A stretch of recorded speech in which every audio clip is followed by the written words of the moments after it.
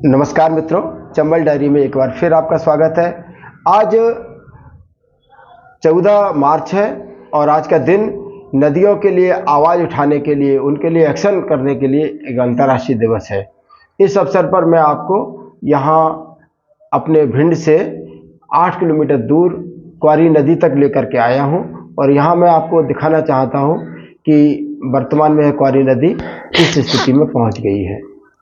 मित्रों, हनुमान प्रसाद वैष्णव की एक कविता है नदी के ऊपर, उसको मैं थोड़ा सा पढ़ के बताऊंगा और आप उस कविता को सुने और वर्तमान में नदी के हालात देखें तो आपको खुद अनुभव होगा कि कितना अंतर आ गया है।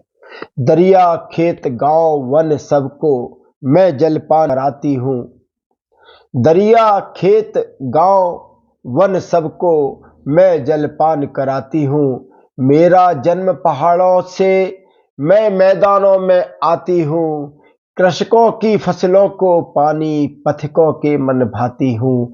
पथरीले पथ पर भी चलती गाथा आज सुनाती हूँ। दरिया खेत गांव वन सबको मैं जलपान कराती हूँ। मेरी धारा रोक रोक कर बांध विशाल बनाते हैं।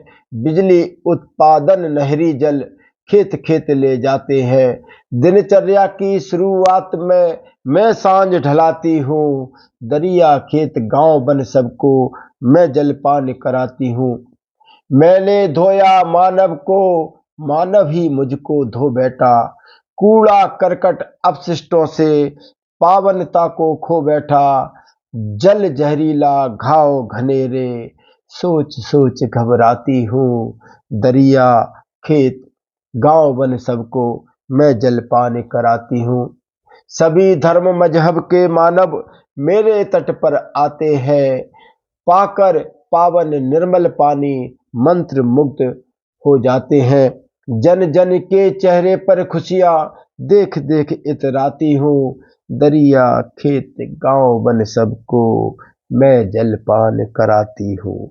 आपने देखा कि यह नदी किस दुर्दशा को प्राप्त हो रही है और हम सब इस अवसर पर, हम जहाँ भी हैं जैसे भी हैं, हम इसके लिए आवाज़ उठाएं। हम जो कर सकते हैं वह करें, क्योंकि अगर नदियाँ रहेंगी तो हमारा जीवन रहेगा और अगर हमें अपना जीवन सुरक्षित रखना है तो हमें नदियों को सुरक्षित रखना पड़ेगा। धन्यवाद।